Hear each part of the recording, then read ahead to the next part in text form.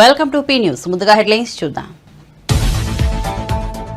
కూటమి ఉమ్మడి మేనిఫెస్టో విడుదల. చంద్రబాబు నివాసంలో మేనిఫెస్టో విడుదల కార్యక్రమం. హాజరైన పవన్ కళ్యాణ్, బీజేపీ నేత సిద్ధార్థ్ నాథ్ సింగ్. వివిధ అంశాలతో కూడిన మేనిఫెస్టో వివరాలను మీడియాకు వివరించిన చంద్రబాబు, పవన్.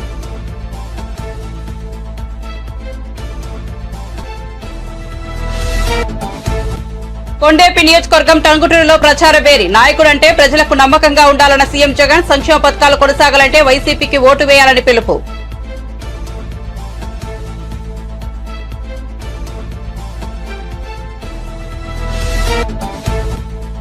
ఫేక్ వీడియోలు సర్క్యులేట్ కావడంపై మోదీ తీవ్ర ఆగ్రహం. విపక్షాలు సోషల్ మీడియాలో నకిలీ వీడియోలను వైరల్ చేస్తున్నాయని విమర్శ. తమ ప్రభుత్వాన్ని ఎదుర్కొనే సత్తా లేక టెక్నాలజీని సద్వినియోగం చేస్తున్నాయని ఆగ్రహం.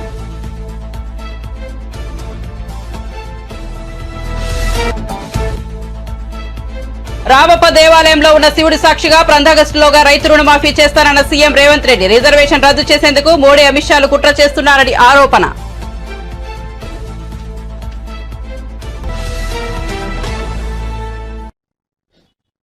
ఇక వార్త వివరాల్లోకి వెళ్తే, టీడీపీ అధినేత చంద్రబాబు ఉండవల్లిలోని తన నివాసంలో జనసేనాని పవన్ కళ్యాణ్ తో కలిసి బీజేపీ నేత సిద్ధార్థ్ నాథ్ సింగ్ సమక్షంలో కూటమి మేనిఫెస్టో విడుదల చేశారు.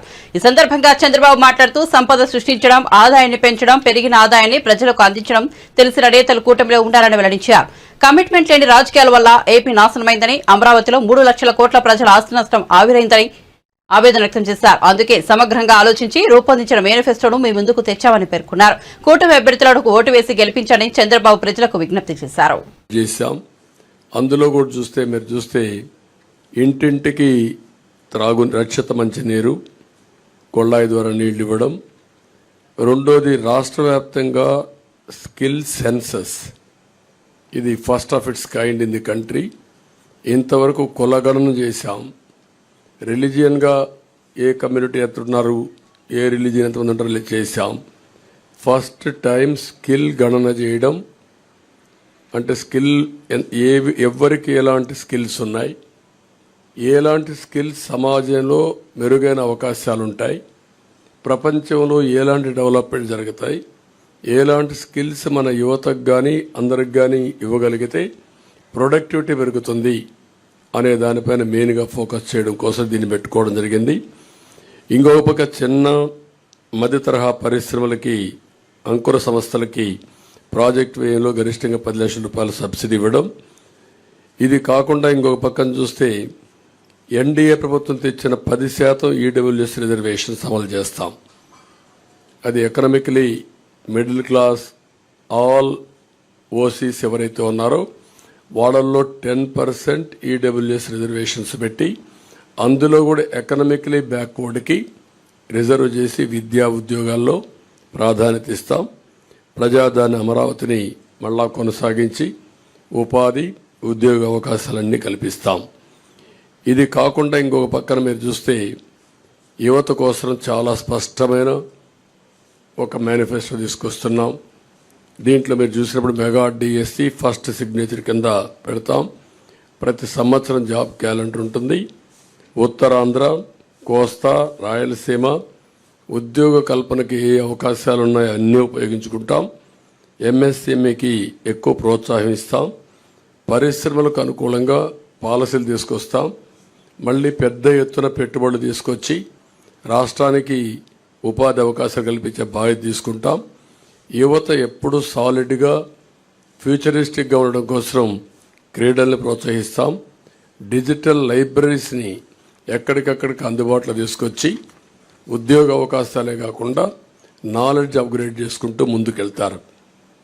అదే సమయంలో బీసీ డిక్లరేషను మేము జైహో బీసీ పెట్టాం. బీసీ డిక్లరేషన్ తీసుకున్నాం. 50 సంవత్సరాలకే నెలకు 4,000 రూపాయలు పెన్షన్ బీసీలకు ఇస్తాం. బీసీలకు వాళ్ళ రక్షణ కోసం ప్రత్యేకమైన చట్టం ఒకటి తీసుకొస్తాం. బీసీ సబ్ ప్లాన్ ద్వారా 5 ఏళ్లలో 1,50,000 కోట్లు ఖర్చు పెట్టి తద్వారా వారి యొక్క వృత్తిపరంగా, చేతిపరంగా వాళ్ళకు పూర్తి సహకారం ఇచ్చి వాళ్ళ పైకి తీసుకొచ్చే కార్యక్రమాలు తీసుకుంటాం. అదే మరిగా స్థానిక సంస్థల్లో నామినేటెడ్ పోస్టుల్లో 34% రిజర్వేషన్స్ వల్ల రెస్టోర్ చేయడం, నామినేషన్ల ప్రాధాన్యత ఇవ్వడం, చట్టసభల్లో 33% రిజర్వేషన్ రావడానికి కేంద్రానికి రికమెండ్ చేస్తాం, కేంద్రంతో సంప్రదిస్తాం. ఇది జరిగే వరకు వారికి అండగా ఉంటాం. తక్కువ జనాభాతో ఎక్కువ పోటీ చేయలేని వర్గాలకి నామినేటెడ్ పోస్టుల ద్వారా రాజ్యాధికారంలో భాగస్వాములు చేస్తాం. ఇది కాకుండా బీసీ వాళ్ళ కులాల దామాషా ప్రకారం 140 బీసీ కులాలు ఉన్నాయి.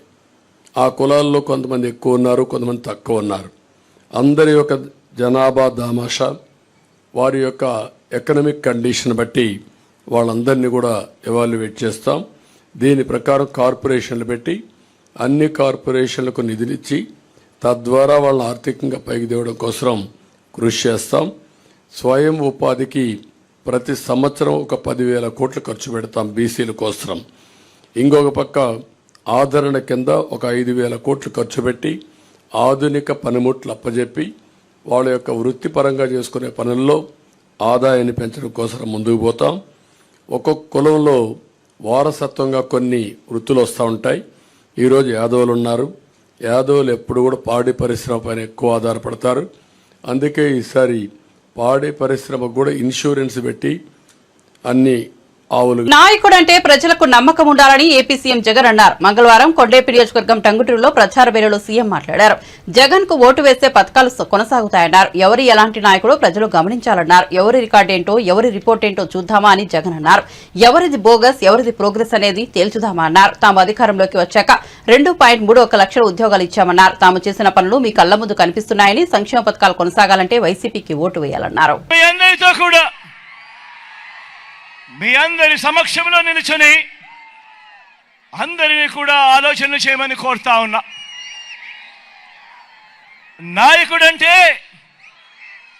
నాయకుడంటే ప్రజల్లో నమ్మకం ఉండాలి. ఒక మాట చెబితే చేస్తాడు అనే నమ్మకం ఆ నాయకుడి మీద ఉండాలి.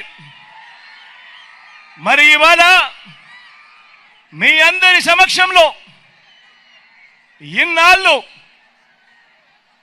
అంటే ఈ 58 నెలలుగా సీఎంగా మీకు మంచి చేసి ఈరోజు మీ అందరి సమక్షంలో మీ జగన్ ఒక వైపున ఉన్నాడు, మరోవైపున అటువైపున గతంలో 14 ఏళ్ళు అధికారం చెలాయించి తన పేరు చెబితే ఏ పేదకు కూడా తాను చేసిన ఏ మంచి కూడా గుర్తుకు రాని మరో పెత్తందారి అటువైపున ఉన్నాడు. ఈరోజు మీ అందరినీ ఈరోజు నేను ఒకటే కోరుతా ఉన్నా. ఈరోజు జరగబోతా ఉన్న ఎన్నికలు కేవలం ఎమ్మెల్యేలను, ఎంపీలను ఎన్నుకునేందుకు జరిగే ఎన్నికలు మాత్రమే కావు. ఈ ఎన్నికల్లో మీరు వేసే మీ ఓటు జరుగుతా ఉన్న పథకాలకు సంబంధించిన కొనసాగింపు కొరకు మీరు ఓటు వేస్తా ఉన్నారు. ఈ ఎన్నికల్లో మీరు వేసే మీ ఓటు పేదవాడి భవిష్యత్తు, పేదవాడి తలరాతలను మార్చిపోయేదే మీరు వేసే ఈ ఓటుతో. ఈ విషయం ప్రతి ఒక్కరూ కూడా గుర్తెరగమని కోరుతా ఉన్నా. మీ జగన్కు ఓటు వేస్తే పథకాలన్నీ కూడా కొనసాగింపు. అదే పొరపాటున చంద్రబాబుకు ఓటు వేస్తే పథకాలన్నీ ముగింపు, మళ్ళీ మోసపోవటమే. చంద్రబాబుకు ఓటు వేస్తే ఏం జరుగుతుంది? మళ్ళీ చంద్రముఖి నిద్రలేస్తుంది. లుకలుక అంటూ మళ్ళీ 5 ఏళ్ళు మీ అందరి రక్తం తాగేందుకు మీ తలుపు తడుతుంది. ప్రతి ఒక్కరూ కూడా గమనించమని చెప్పి మీ అందరితో కూడా కోరుతా ఉన్నా. ఈరోజు మీ ముందు నిలబడి ఈరోజు మీ అందరి సమక్షంలో అడుగుతా ఉన్నాను, మీరు ఎవరికి మీరు ఎవరి విశ్వసనీయత ఏమిటి అన్నది, ఎవరు ఎలాంటి నాయకుడు, ఎవరు విశ్వసనీయత కలిగిన నాయకుడు, ఎవరు వంచనలు ఎవరు మోసాలు చేసే నాయకుడు అన్నది ఈరోజు మీ అందరి సమక్షంలోనూ కూడా ఈరోజు అడుగుతా ఉన్నా. ఈరోజు ఎవరి రికార్డు ఏమిటో చేద్దామా అని అడుగుతా ఉన్నాను. ఈ సందర్భంగా మిమ్మల్ని అందరినీ కూడా ఎవరి రిపోర్ట్ ఏమిటో చూద్దామా అని అడుగుతా ఉన్నాను. ఈ సందర్భంలో మీ అందరితో ఎవరిది బోగస్ రిపోర్టు, ఎవరిది ప్రోగ్రెస్ అనేది తేల్చేద్దామా అని చెప్పి ఈ సమక్షంలో మీ అందరినీ అడుగుతా ఉన్నా. మామూలుగా ఏమంటారు, ఈ ఎల్లో మీడియా ఏమంటుంది, చంద్రబాబు నాయుడు కూడా తన సెల్ఫ్ డబ్బా కొట్టుకుంటూ ఏమంటాడు, బాబు వస్తే జాబ్ వస్తుంది అని చెప్పి ఈ పెద్ద మంచి చంద్రబాబు నాయుడు గారు ఫేక్ వీడియోలు సర్క్యులేట్ కావడంపై ప్రధాని నరేంద్ర మోదీ ఆగ్రహం వ్యక్తం చేశారు. మహారాష్ట్రలోని ధారాషివ్ జిల్లాలో మంగళవారం జరిగిన ఎన్నికల ప్రచార సభలో ఆయన మాట్లాడుతూ విపక్షాలు సోషల్ మీడియాలో నకిలీ వీడియోలను వైరల్ చేస్తున్నాయని విమర్శించారు. తమ ప్రభుత్వాన్ని ఎదుర్కొనే సత్తా లేక టెక్నాలజీని దుర్వినియోగం చేస్తూ తప్పుడు సమాచారాన్ని వ్యాప్తి చేస్తున్నాయన్నారు. ఆర్టిఫిషియల్ ఇంటెలిజెన్స్ ద్వారా నకిలీ వీడియోలను సృష్టించడంపై ఆయన ఆందోళన వ్యక్తం చేశారు. విపక్షాలు ప్రధానంగా తనను టార్గెట్ చేస్తున్నాయన్నారు. కానీ ఇప్పుడు వారి అబద్దాలను ఎవరూ నమ్మడం లేదన్నారు. ఆర్టిఫిషియల్ ఇంటెలిజెన్స్ ద్వారా తన ఫేస్ ను ఉపయోగించి తప్పుడు వీడియోలతో వారి ప్రేమ దుకాణాల్లో అమ్మకానికి పెడుతున్నారని ఎద్దేవా చేశారు. ప్రస్తుత లోక్సభ ఎన్నికలు జాతి ఆత్మగౌరవం కోసం జరుగుతున్న పోరాటమన్నారు. ये 21वीं सदी टेक्नोलॉजी ड्रिवन सदी है और मैं स्वयं भी टेक्नोलॉजी का बहुत बड़ा समर्थक रहा हूं। मैंने सोशल मीडिया का उपयोग हमेशा जनता जनार्दन से जुड़ने के लिए किया है, आपकी इच्छाओं आकांक्षाओं को जानने के लिए किया है, आप तक सरकार का कोई कार्यक्रम पहुंच रहा है या नहीं, उसमें सुधार की गुंजाइश क्या है, ऐसी फीडबैक के लिए मैंने सोशल मीडिया का उपयोग किया है। लेकिन ताजा घटनाएं परेशान करने वाली है, लोकतंत्र प्रेमी हर व्यक्ति को शर्मसार करने वाली है। जो लोग भाजपा से एनडीए से मुद्दों के आधार पर, सच्चाई के आधार पर, अपने कार्य के आधार पर आमने सामने राजनीतिक लड़ाई नहीं लड़ पा रहे हैं, वो अब सोशल मीडिया पर फेक वीडियो फैला रहे हैं। हमारी पार्टी के अलग अलग नेताओं की आवाज में आर्टिफिशियल इंटेलिजेंस का उपयोग करके कभी मेरी आवाज, कभी हमारे अमित भाई की आवाज, कभी हमारे नड्डा जी की आवाज, कभी हमारे मुख्यमंत्रियों की आवाज, और जो कभी हमने सोचा भी ना हो ऐसे वाक्य हमारे मुंह में रख करके आग लगाने की कोशिश कर रहे हैं। ऐसी खबरों से, ऐसे वीडियो से समाज के अंदर तनाव पैदा करने का षड्यंत्र चल रहा है। देश में अगर शांतिपूर्ण चुनाव चलते रहे तो इनके इरादे कभी भी सफल नहीं हो सकते, और इसलिए आने वाले 1 महीने के अंदर अंदर देश में कोई बड़ी हरकतें करने का इनका इरादा है। और मैं एक बड़ी गंभीरता से उन पर आरोप लगा रहा हूं। सामाजिक तनाव पैदा करके अनहोनी घटनाएं घटे, इसके खेल खेले जा रहे हैं।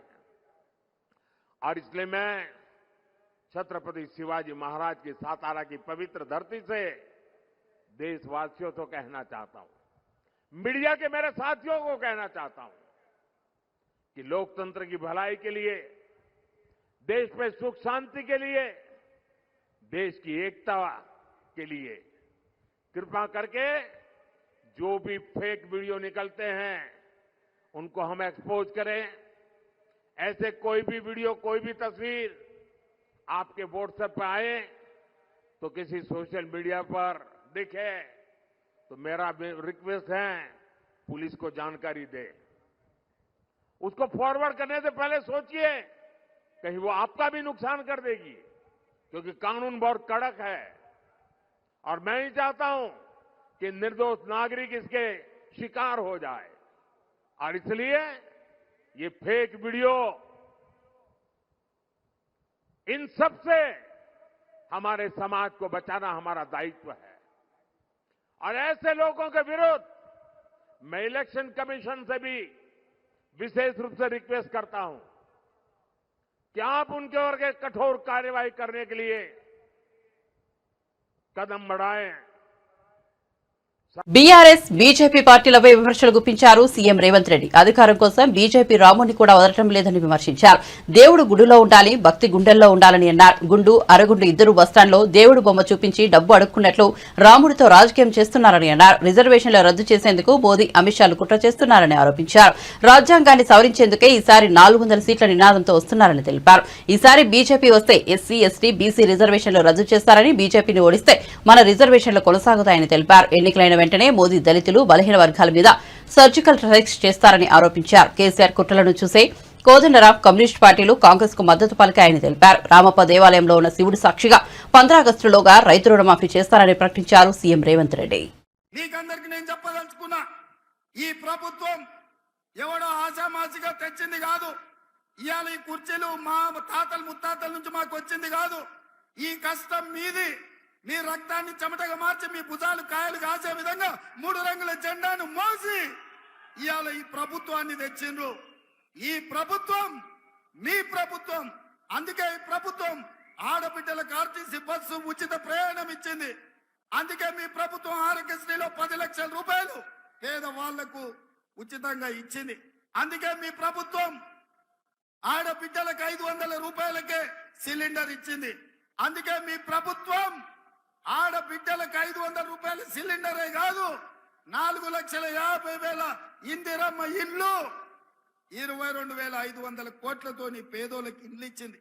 అందుకే ఈ ప్రభుత్వం ప్రతి పేదవాడి ఇంట్లో వెలుగులు చూడాలి, పేదవాడి కళ్ళల్లో ఆనందం చూడాలి అని 200 యూనిట్లు ఉచితంగా ఈ ప్రభుత్వం మీకు ఉచిత కరెంట్ ఇచ్చింది. తెలంగాణ ఉద్యమమే నియామకాలు. తెలంగాణ నిరుద్యోగులకు వచ్చిన 3 నెలల్లో 30,000 ఉద్యోగాలు ఇచ్చి నిరుద్యోగ యువకులని ఈ ప్రభుత్వం ఆదుకున్నది. బీసీ జనాభా లెక్కలు కట్టమని చెప్పింది. ఇట్లా చెప్పుకుంటూ పోతే 100 రోజుల్లో బ్రహ్మాండమైన పథకాలు చేసి ఈరోజు తెలంగాణ సమాజంలో ఒక మంచి పేరు తెచ్చుకున్నది. రైతు రుణమాఫీ గురించి మాట్లాడిండ్రు. నేను మళ్ళొక్కసారి హుజూరాబాద్ వేదిక మీద నుంచి తెలంగాణ రైతాంగానికి మాట ఇస్తున్నా. రామప్ప దేవాలయంలో ఉన్న శివుడి సాక్షిగా నేను మాట ఇస్తున్నా. 15 ఆగస్టు లోపల ఈ రాష్ట్రంలో ఉండే రైతాంగానికి మొత్తం రుణమాఫీ చేస్తా. మీకు రుణపడి ఉన్నది మా ప్రభుత్వం. మీ రుణం తీర్చుకున్న బాధ్యత ఈ ప్రభుత్వాది. అందుకే 15 ఆగస్టు లోపల ప్రతి కార్యకర్తకు నేను చెప్తున్నా, తండాలలో, గూడాలలో, మారుమూల పల్లెల్లో ప్రతి ఇంటికి పోండి, ప్రతి తలుపు తట్టండి, ప్రతి గుండెకు చేరండి, ప్రతి రైతుకు చెప్పండి 15 ఆగస్టు లోపల మా రేవంత్ అన్న మీ రైతు రుణమాఫీ చేస్తాడని చెప్పండి. లేకపోతే ఈ ప్రభుత్వం ఉండి కూడా ఉపయోగం లేదని నేను భావిస్తున్నా. అందుకే సోదరులారా, మీ ఆకాంక్షలు నెరవేర్చే బాధ్యత మనది. ఇవాళ వెల్జాల రాజేందర్ రావును కరీంనగర్ పార్లమెంటు నియోజకవర్గం నుంచి 1,00,000 మెజార్టీతో గెలిపించండి. గుండు అరగుండు మనకి ఇచ్చింది ఏంది లేదు. నరేంద్ర మోడీ ఇచ్చింది ఏందా అంటే, నరేంద్ర మోడీ ఇచ్చింది ఈ గాడిద గుడ్డు మాత్రమే. గ్రామ గ్రామంలో చెప్పండి, బీజేపీ ఇచ్చిన గాడిద గుడ్డు గాల్లో కలిసిపోద్ది. ఎవరిని కూడా ఉపేక్షించేది లేదు. వెల్జాల రాజేందర్ రావును కరీంనగర్ పార్లమెంటు నుంచి గెలిపించండి. వాళ్ళ కుటుంబం ప్రజాసేవ చేసింది. వాళ్ళ తండ్రి జగపతిరావు గారు 2 సార్లు ఎమ్మెల్యేగా, ఎమ్మెల్సీగా ఈ ప్రాంతానికి సేవలు అందించిండు. వారిని గెలిపించండి. మీకు అండగా నిలబడే బాధ్యత నాది. మీరందరు 1,00,000 మెజార్టీ ఇస్తారు కదా, ఇస్తారా? ఇస్తారా? లక్ష రెడీ కదా? ఇవి న్యాయానికి నేరానికి మధ్య జరుగుతున్న ఎన్నికలని ఏపీపీసీసీ అధ్యక్షురాలు వైఎస్ షర్మిల అన్నారు. ఈ ఎన్నికల్లో వైఎస్ రాజశేఖర్ బిడ్డ ఓడిందంటే నేరం గెలిచిందని అర్థమని అన్నారు. రావులపాలెంలో ఆమె మీడియాతో మాట్లాడారు. ముఖ్యమంత్రి జగన్మోహన్ రెడ్డి గారు ఒక ఇంగ్లీష్ ఛానల్ ని అడ్రస్ చేస్తూ కొన్ని అంశాలను ప్రస్తావించడం జరిగింది. వాటి మీద క్లారిటీ ఇవ్వడానికే ఈరోజు ఈ ప్రెస్ మీట్. ఒకటి, నేను రాజశేఖర రెడ్డి బిడ్డను కడపలో ఓడిపోతానేమో అని తను బాధపడుతున్నట్టుగా జగన్మోహన్ రెడ్డి గారు మాట్లాడారు. జగన్మోహన్ రెడ్డి గారిని రాజశేఖర రెడ్డి బిడ్డ అడుగుతుంది, నీ చెల్లెలు రాజశేఖర రెడ్డి బిడ్డ ఓడిపోతుంది అని మీరు బాధపడుతుంటే మరి సౌభాగ్యమ్మ గారు చెప్పినట్టు, చిన్నమ్మ గారు లేఖ రాసినట్టు అవినాష్ రెడ్డి గారిని బరిలో నుంచి ఎందుకు మీరు తప్పించటం లేదు? ఇప్పటికైనా ఆలస్యం కాలేదు, విత్డ్రాస్ చేసుకునే అవకాశం ఉంది. మీ బాధ నిజంగానే జెన్యున్ అయితే ఎందుకు ఈ ముఖ స్థితి మాటలు? వివేకానంద రెడ్డి గారు ఎమ్మెల్సీ ఎన్నికల్లో ఓడిపోయినప్పుడు మీరు ఎంత బాధపడ్డారు? మీరు బాధపడిన మాట వాస్తవమైతే ఆ ఎమ్మెల్సీ ఎన్నికల్లో ఓడించింది భాస్కర్ రెడ్డి, మనోహర్ రెడ్డి వీళ్ళ కుటుంబాలు కాదా? మరి అలాంటి వాళ్ళనే పిలిచి మళ్ళీ మీరు ఎంపీ టికెట్ అప్పుడు ఇచ్చారు, మళ్ళీ ఇప్పుడు ఇచ్చారు. మరి ఎంత బాధపడ్డారు మీరు? నిజంగానే నేను అక్కడ ఓడిపోతాను అన్న నమ్మకమే మీకుంటే మరి ఈరోజు ఎందుకు భయపడుతున్నారు? ఎందుకు వైఎస్ కుటుంబాన్ని అంతటినీ దించి కడపలో ప్రచారం చేయిస్తున్నారు? మీకు భయం లేకపోతే రాజశేఖర రెడ్డి బిడ్డని చూడకుండా, మీ చెల్లెలని చూడకుండా నా గురించి, నా పేరు గురించి, నా పుట్టుక గురించి సోషల్ మీడియాలో అంతగా దూషించాల్సిన అవసరం ఏముంది? జగన్మోహన్ రెడ్డి గారికి ఓడిపోతాము అన్న భయం పట్టుకుంది కాబట్టే ఈ చర్యలన్నీ చేస్తున్నారు. కేవలం అవినాష్ రెడ్డి గారిని ఎవరైతే సిబిఐ ఛార్జ్ షీట్ లో అక్యూజ్డ్ గా చేర్చిందో, సాక్ష్యాలు ఆధారాలు చూపి అక్యూజ్డ్ గా చేర్చిందో అదే అవినాష్ రెడ్డి గారికి మళ్లీ మీరు ఎంపీ టికెట్ ఇచ్చారు కాబట్టే ఈరోజు రాజశేఖర రెడ్డి బిడ్డ కడప లోక్సభ స్థానం బరిలో ఉంది. కడపలో జరుగుతున్న ఈ ఎన్నికలు ఒక పక్క ధర్మానికి, ఇంకో పక్క డబ్బుకి జరుగుతున్న ఎన్నికలు. ఒక పక్క న్యాయానికి, ఇంకో పక్క నేరానికి జరుగుతున్న ఎన్నికలు. ఈ ఎన్నికల్లో రాజశేఖర రెడ్డి బిడ్డ ఓడిపోయింది అంటే నేరం గెలిచింది అని అర్థం. కాంగ్రెస్ పార్టీ రాజశేఖర రెడ్డి గారి పేరును సిబిఐ ఛార్జ్ షీట్ లో చేర్చలేదు. వాస్తవం ఏమిటంటే అసలు రాజశేఖర రెడ్డి గారి పేరు ఎఫ్ఐఆర్ లో కూడా లేకపోతే సుధాకర్ రెడ్డి గారు ఎవరైతే ఇప్పుడు ఏఏజీగా ఉన్నారో పొనుగోలు సుధాకర్ రెడ్డి గారు అదే పనిగా రాజశేఖర రెడ్డి గారి పేరు కూడా ఈ కేసులో లేకపోతే, ఛార్జ్ షీట్ లో లేకపోతే జగన్మోహన్ రెడ్డి గారు ఈ కేసులలో నుంచి బయటపడటం అసాధ్యము అని సిబిఐ కోర్టులో పిటిషన్ వేశాడు, హైకోర్టులో పిటిషన్ వేశాడు, సుప్రీంకోర్టులో కూడా పిటిషన్ వేశాడు. ఆ మేరకు సిబిఐ రాజశేఖర రెడ్డి గారిని పేరుని ఛార్జ్ షీట్ లో చేర్చింది తప్ప కాంగ్రెస్ పార్టీ రాజశేఖర రెడ్డి గారి పేరును ఛార్జ్ షీట్ లో చేర్చలేదు. కొడుకయ్యుండి ఎంత దుర్మార్గం కాకపోతే సొంత తండ్రి పేరుని ఛార్జ్ షీట్ లో చేర్పిస్తాడు. చేర్పించిన వ్యక్తిని ఈయన ముఖ్యమంత్రి అయిన 6 రోజుల్లోనే ఏఏజీ పదవిని కట్టబెడతాడు.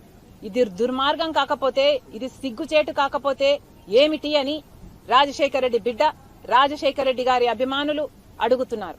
గత 5 సంవత్సరాలుగా జగన్మోహన్ రెడ్డి గారు కేంద్రంలో మోడీ చేతిలో ఒక రిమోట్ కంట్రోల్ గా ఉన్నారు, రాష్ట్రంలో తన ఇంట్లో ఉన్న వాళ్ళ చేతుల్లో రిమోట్ కంట్రోల్ గా ఉన్నారు. ఇద్దరి పేర్లు బీతోనే మొదలవుతాయి, బీజేపీ అయినా ఇంట్లో ఉన్న వాళ్ళైనా. పిఠాపురంలో పవన్ కళ్యాణ్ ఓటమి ఖాయమని, ఆయనను ఓడించకపోతే తన పేరు మార్చుకుంటానని కాపు నేత వైసీపీ నాయకుడు ముద్రగడ పద్మనాభం సంచలన వ్యాఖ్యలు చేశారు. రంగులు వేసుకుని వచ్చేవారని ప్రజలు నమ్మరని అన్నారు. రాష్ట్రం చంద్రబాబు జాగీరు కాదని చెప్పారు. మన వద్దకు వచ్చిన వారికి మర్యాద చేయడాన్ని తన తండ్రి నేర్పారని, మా ఇంటికి ఎవరు వచ్చినా భోజనాలు పెడతామని అన్నారు. పవన్ కళ్యాణ్ ఎవరిని దగ్గరకు రానివ్వరని, కనీసం తన వద్ద పనిచేసే డైరెక్టర్లకైనా కప్పు కాఫీ ఇచ్చారా అని ప్రశ్నించారు. ఏమి చెప్పకుండా గాల్లో వచ్చేస్తారా? రంగు వేసుకుని వచ్చేస్తే అందరూ ఓట్లు వేసేయాలా? పవన్ గారు మిమ్మల్ని ఓడించి పంపడం ఖాయం. ఓడించి పంపకపోతే నా పేరు పద్మనాభం కాదు, పద్మనాభరెడ్డిగా మార్చుకుంటాను. మిమ్మల్ని ఓడించి పంపకపోతే పద్మనాభం కాదు, నా పేరు పద్మనాభరెడ్డిగా మార్చుకుంటాను. ఈ రోజులువా మేము మీకు ఓటేసేయడానికి? మీ సేవకులమా, మీ బానిసలమా మేము ఓటేసేయడానికి? మీ అందరం అమ్ముడు అయిపోయి జాత మీకున్న జబ్బుని మాకు అడ్డుకట్టారా? మా ప్రజలకి పద్ధతులు మార్చుకుని, సమస్యలు తెలుసుకుని, ఎవరేంటో తెలుసుకుని మాట్లాడడం నేర్చుకోండి. మీ నోటికి ఏదో వస్తే అది మాట్లాడేయకండి. కెలప్పుడు వచ్చి నోరిప్పారు, సంతోషం. ఈ ప్రశ్నలన్నింటికి కూడా మీరు అదే పద్ధతిలో ప్రెస్ మీట్ పెట్టి నన్ను ప్రశ్నించండి. ఎన్ని ప్రశ్నలకైనా సమాధానం చెప్తాను. వాటికి మీరు నాకు రిప్లై ఇవ్వాలి. అంతేగాని సభలో మాట్లాడేసి మీ ఇష్టం వచ్చిన మాట్లాడుతుంటే ఇంకా అర్థబద్ధం లేకుండా మాట్లాడడం, వాటికి మేము సమాధానం చెప్పడం కాదు. పవన్ గారు, మీరు కూర్చుని ప్రెస్ మీట్ పెట్టి అన్ని రకాల ప్రశ్నలు వేయండి. అన్ని రకాల ప్రశ్నలు సమాధానం చెప్తాను. అంతేగాని నూనె ఉంది కదా, ముఖం రంగు ఉంది కదా, నేను తిడితే పడవ కదా అనే మాట చెల్లదు. ఇక్కడ చెల్లదు. తొందరలో మీ పార్టీ కూడా ప్యాకప్ చేసుకోవడానికి రెడీ చేసుకోండి. పెట్టాలి తన్ని తరివేస్తారు మిమ్మల్ని. తన్ని తరవకపోతే ప్రజలు ఇందా చెప్పాను మీకు, నా పేరు పద్మనాభరెడ్డి ఇంకా మార్చుకుంటాను. పద్మనాభం కాదు, ముద్దరగడ పద్మనాభరెడ్డిగా మార్చుకుంటాను ఇక్కడి నుంచి తరవకపోతే. తెలంగాణ ముఖ్యమంత్రి రేవంత్ రెడ్డికి ఢిల్లీ పోలీసులు సమన్లు జారీ చేయడం ఆశ్చర్యం కలిగించిందని సిపిఐ జాతీయ కార్యదర్శి కె నారాయణ అన్నారు. హైదరాబాద్ హిమాయత్ నగర్ లో ఏర్పాటు చేసిన మీడియా సమావేశంలో ఆయన మాట్లాడారు. ఒకవేళ సీఎం రేవంత్ రెడ్డిని అరెస్ట్ చేస్తే మోదీ పత్రం ప్రారంభమైనట్లేనని హెచ్చరించారు. పలు కేసులో చాలా ఏళ్లుగా బెయిల్పై ఉంటున్న ఏపీ ముఖ్యమంత్రి జగన్ జోలికి బీజేపీ ఎందుకు వెళ్లడం లేదని ప్రశ్నించారు. ఇప్పుడు ఎన్నికల్లో బిజీగా ఉన్నారు. ఇప్పుడు ముఖ్యమంత్రిని ఢిల్లీకి రమ్మని చెప్పడం అంటే అర్థం ఏంటంటే మీ క్యాంపెయిన్ ఆపేసుకొని డిస్టర్బ్ చేసి రమ్మని చెప్పాలి. సైకలాజికల్గా బెదరగొట్టడం. అవసరమైతే ఆయన కూడా లోపలేసి మూడో ముఖ్యమంత్రి ముచ్చటగా జైల్లో ఉండడానికి ఏర్పాటు చేయడానికి ప్రయత్నించవచ్చు. నేను ఆ విషయం ముఖ్యమంత్రి ఆయన అరెస్ట్ చేసిన మంచిది. ప్రైమ్ మినిస్టర్, హోమ్ మినిస్టర్ ఇద్దరు కలిసి రేవంత్ని అరెస్ట్ చేస్తే వీడు జీరంగ పెట్టలాగా ఉన్నాడు, ఊరికి వాగుతున్నాడు, లోపలేద్దామని వేస్తే మంచిదే. ఆ విధంగా వేస్తే ఇంకా మోడీ పతనం ప్రారంభమవుతుంది. ఈ జీరంగ పెట్టలాంటి ఇంకా పైకి వస్తాడు. ఒక విధంగా అది మంచిదే. అయితే నేను చెప్పేది ఏంటంటే ప్రజాస్వామ్య సూత్రానికి వ్యతిరేకం కదా. నీకు వ్యతిరేకం మాట్లాడడం జైల్లో పెట్టడానికి ప్రయత్నిస్తున్నారు. మీకు అనుకూలంగా ఉన్న డకాయిట్స్ అంతా మీతో ఉన్నారు. ఎవరైతే ఆర్థిక నేరస్తులుగా ఉన్నారో, ఎవరైతే హత్యాప్రయత్నాలు ఉన్నారో, ఎవరైతే రేపిస్టులుగా ఉన్నారో, ఎవరైతే డకాయిట్లాగా ఉన్నారో వాళ్ళందరూ మీ సంఖ్యలో కూర్చుంటే వాళ్ళు పవిత్ర గంగోలాగా ఉంటారా? ఎవరైతే మమ్మల్ని వ్యతిరేకిస్తారో రాజకీయంగా, కేజ్రీవాల్ వ్యతిరేకించినా, సోరెన్ వ్యతిరేకించినా, రేవంత్ రెడ్డి వ్యతిరేకించినా, ఎవరు వ్యతిరేకించినా వాళ్ళంతా దేశద్రోహులా? ఇది ఒక విధంగా చెప్పాలంటే కేరళ ముఖ్యమంత్రి కూడా వాళ్ళు టార్గెట్ చేస్తూ ఉన్నారు. అంటే మిమ్మల్ని వ్యతిరేకించే వాళ్ళందరూ దేశద్రోహులు, ఎంత మంచివాళ్ళైనా. మిమ్మల్ని సమర్థించే వాళ్ళంతా ఎంత నేరపూరితమైనటువంటి వాళ్ళు ఉన్నా కూడా చాలా గంగోలంటి వాళ్ళు. మీకు పక్కనే ఉన్నాడు కదా ఆంధ్రప్రదేశ్లో ముఖ్యమంత్రి. మరి ఎన్ని కేసులు ఉన్నాయి ఆయన పైన? ఎన్ని వేల కోట్ల రూపాయలు అవినీతి ఉంది? ఎన్ని ఏళ్ళకి బెయిల్ పైన ఉన్నాడు? 10 ఏళ్ళకి బెయిల్ పైన ఉంటాడా? అంటే మీకు మమ్మల్ని సపోర్ట్ చేస్తాడు కాబట్టి ఆయన క్షేమంగా ఉంటాడు. అదేవిధంగానే మీ కంటెస్ట్ చేసేవాళ్ళు చాలామంది ఉన్నారు. ఇవన్నీ చూస్తున్నప్పుడు ఒక కక్షపూరితమైన వైఖరి, ప్రజాస్వామ్య వైఖరి కాకుండా ప్రాక్టీస్ యొక్క కక్షపూరిత వైఖరి ఎట్టుంటుందో ఆ పద్ధతుల్లో మోడీ దిగజారి, బహుశా స్వాతంత్రం వచ్చిన వరకు ఇప్పటిదాకా ఇంత దిగజారిన ప్రధానమంత్రి లేడు. భవిష్యత్తులో కూడా వస్తాడు నేను అనుకోను. పొరపాటున భవిష్యత్తులో కూడా ఇట్లాంటి ప్రధాని వస్తే ఈ దేశానికి ప్రజాస్వామ్యం ఉండదు. మళ్ళీ హిట్లర్ పరిపాలన రావడం తప్ప ఇంకొక మార్గం లేదు. అది ప్రమాదం. కానీ జనం ఒప్పుకోవడం లేదు. ఎందుకు దిగజారి మాట్లాడుతున్నాడు? బాగా తెలిసినటువంటి 2వ దఫా ఎన్నికలు జరిగిన తర్వాత నార్త్లో, ఉత్తరాదిలో వాళ్ళు చాలా ఎక్కువ ఆశలు పెంచుకున్నారు. అయోధ్య రాముడు కాపాడాలనుకున్నారు. కానీ వాళ్ళకి సీట్లన్నీ వచ్చేటువంటి అవకాశం కనపడలేదు.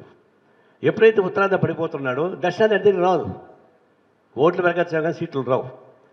అందువల్ల ఇప్పుడు దిగజారిపోయి రకరకాల పద్ధతులు సెంటిమెంట్ రెచ్చగొట్టి అరాచకాన్ని సృష్టించి మళ్ళీ ఏదో పదం గెలవాలనేటువంటి ఒక దిగజారుడు పద్ధతుల్లో ప్రధానమంత్రి మాట్లాడుతూ ఉంటే అది హోమ్ మినిస్టర్ సై అని చెప్పని వాడు సైన్యాన్ని పంపించి దాడులు చేస్తూ ఉన్నాడు. ఇది ఓటమి దిశగా ఉన్నటువంటి ఎన్డీఏ ప్రభుత్వం ఓడిపోయేటువంటి అవకాశం ఉన్న తర్వాత అవుట్ ఆఫ్ డిస్ప్రెషన్, నిరాశ నిస్పృహ నుంచి చూసేటువంటి వాగుడు తప్ప ఇంకోటి కానీ కాదు. ఆ విధంగా వాళ్ళు ఇబ్బంది పడుతున్నారు. ఇక్కడ కేసీఆర్ ఏమంటున్నాడు, టీఆర్ఎస్ నాయకులు నాకు వాళ్ళకి 200 సీట్లు పైన రావు, మోడీకి హాంగ్ గవర్నమెంట్ సెంటర్లో వస్తుంది, నా పైనే డిపెండ్ అయ్యేటువంటి గవర్నమెంట్ రావాలి కాబట్టి నాకు 12 సీట్లు వస్తాయి, 20 సీట్లు ఆయన చెప్పాడు, 15 సీట్లు వస్తాయని చెప్పేసి అని అంటున్నాడు. అంటే అంత పెద్ద ఆవులు వేసేవాడికి 200 సీట్లు వస్తే నీకేం వస్తాయి? నీకు 0 వస్తుంది. బులెటిన్ ముగించే ముందు హెడ్లైన్స్ మరోసారి చూద్దాం. కూటమి ఉమ్మడి మేనిఫెస్టో విడుదల. చంద్రబాబు నివాసంలో మేనిఫెస్టో విడుదల కార్యక్రమం. హాజరైన పవన్ కళ్యాణ్, బీజేపీ నేత సిద్ధార్థనాథ్ సింగ్. వివిధ అంశాలతో కూడిన మేనిఫెస్టో వివరాలను మీడియాకు వివరించిన చంద్రబాబు, పవన్.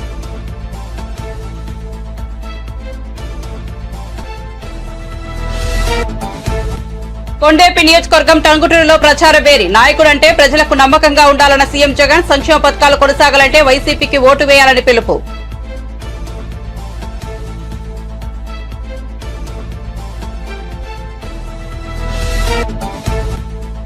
ఫేక్ వీడియోలు సర్క్యులేట్ కావడంపై మోదీ తీవ్ర ఆగ్రహం. విపక్షాలు సోషల్ మీడియాలో నకిలీ వీడియోలను వైరల్ చేస్తున్నాయని విమర్శ. తమ ప్రభుత్వాన్ని ఎదుర్కొనే సత్తా లేక టెక్నాలజీని సద్వినియోగం చేస్తున్నాయని ఆగ్రహం.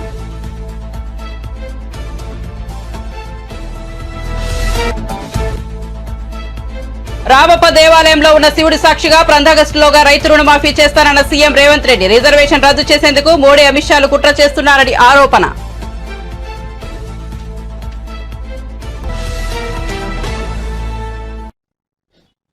మరిన్ని అప్డేట్స్ కోసం చూస్తూనే ఉండండి పీ న్యూస్.